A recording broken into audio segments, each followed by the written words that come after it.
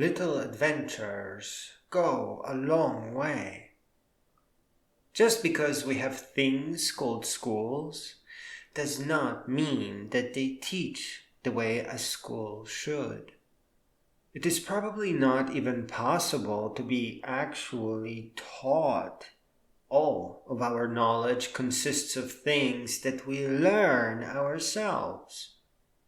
Learning is an inside-out process, not an outside-in, as teachers seem to believe. Reading, writing, arithmetic, and what should be painting, composing, and programming does benefit from a teacher or someone who's familiar with it. But these subjects are toolkits.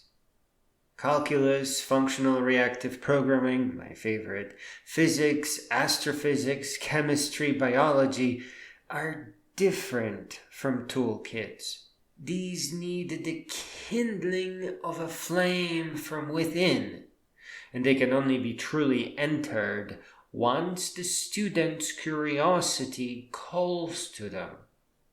Forcing kids to memorize that mitochondria is the powerhouse of the cell and then having them pass tests with it is not education, not at all. It's fraud. It's fraud that carries incredible consequences. It is also fraudulent to have art students turn in ugly, misshapen crap and grading that as passable, or even giving people who put effort in their crap an A. As with temporary memorization for the purpose of passing tests, the students know what they are turning in the art class. They know. A really nice art teacher, and they are always really nice, right? whispered to me, "How is he doing this?" after a boy turned in a work of art. It was superior to most other works from that school, but he wanted people to believe that it was because he was special. In fact, he likely used somebody else's photo, so his traced work of art wasn't really his own. He did find a source image with charcoal darks and white chalk highlights, so he got that part really right. It was the perfect image to pick. I told the teacher that he probably just used a projector, but she wouldn't let me finish. She just nodded and faded away. The projector is what masters use. It's the camera obscura. But she wouldn't listen about it. She saw it as trash art. She was mad with uneducation. After all those years of grading and teaching crap, she tricked herself into thinking that she was an actual art teacher. And she was the opposite. This wonderful person was an artist destroyer. Oh yes.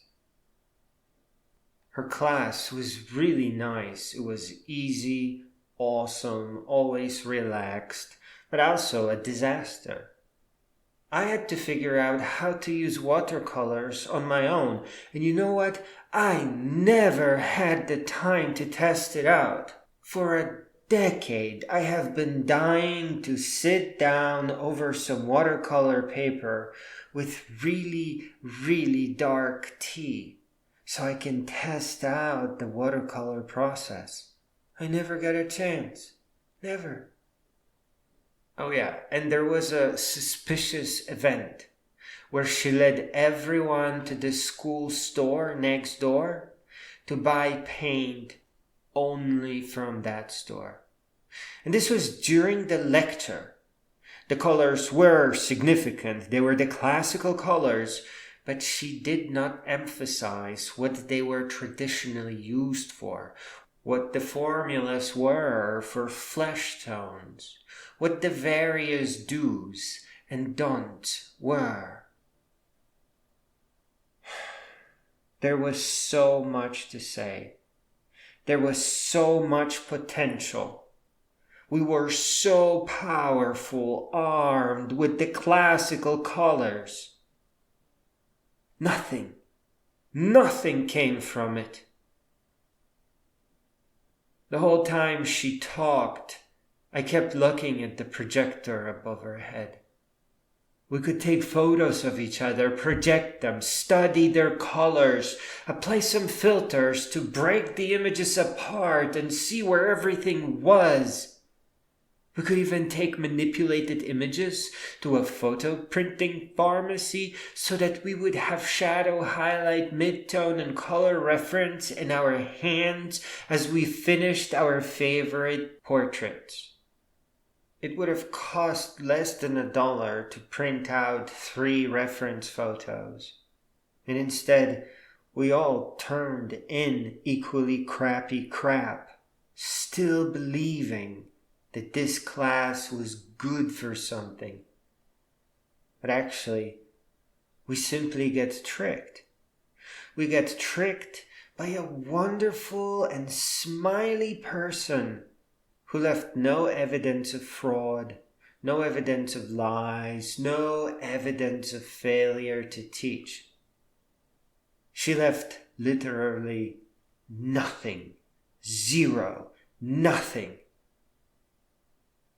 We turned in crap, got good grades, and overall spent several $100s for the class that was nothing.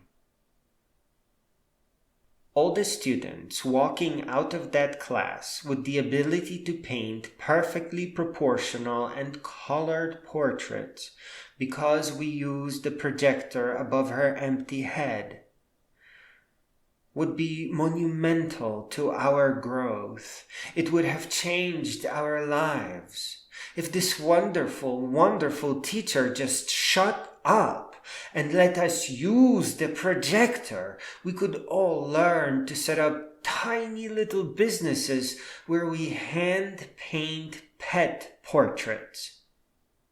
We would all be hooked on art, our lives permanently inspired, altered for the better.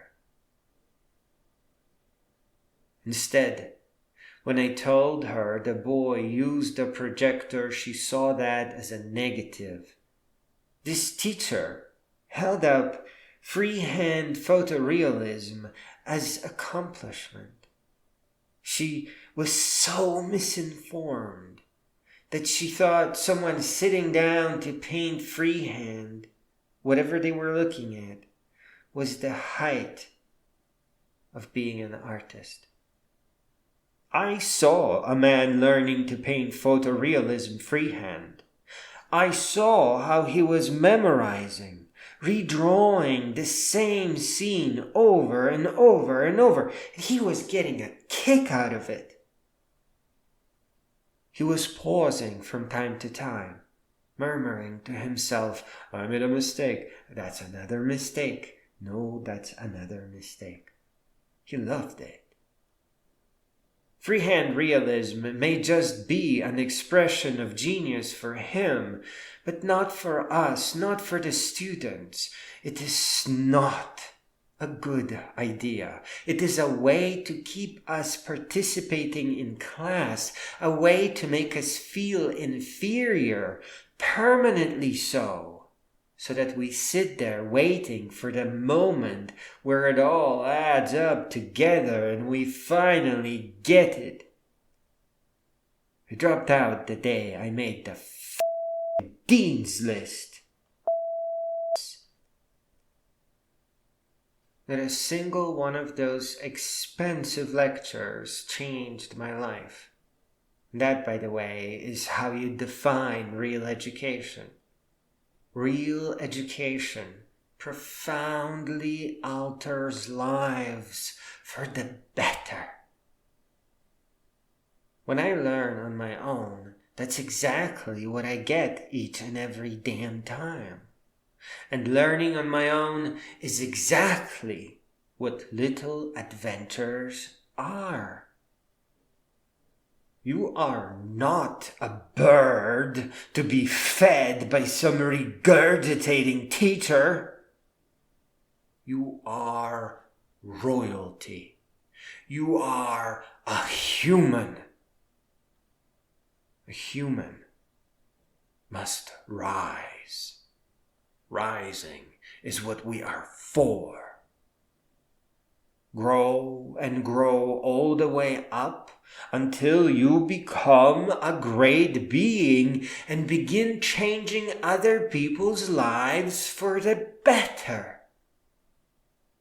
Please, please examine life so that you are not caged or warped or tricked, so that you know yourself.